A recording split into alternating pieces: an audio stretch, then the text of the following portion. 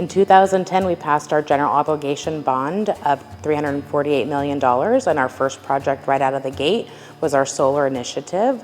We installed over 11 megawatts of solar construction across the district. This project has allowed us to really be at the forefront of resource conservation.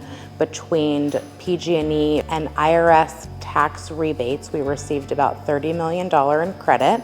Not only does this lower our utility cost throughout the district, which allows us to return the funds to the classroom, it also lowers our carbon footprint, allowing us to be on the forefront of the green initiative. Measure C was a huge plus for our Mt Diablo Unified School District. For instance, Mt Diablo High School was my assignment, and so we were able to upgrade that facility, within the multi-use room area. Some schools improved on sporting facilities, other school sites improved on landscaping. We had a lot of aging facilities, and we received new painting as part of the modernization. Also, we have HVAC, new units. We put HVAC in areas that we never previously had, and we also did paving and some other projects. And this went a long ways to help our students. We had some older roofs that were leaking, and those were addressed. And you don't want to start class or instruction with a leaky or faulting roof. It goes beyond that. It's for the health and the safety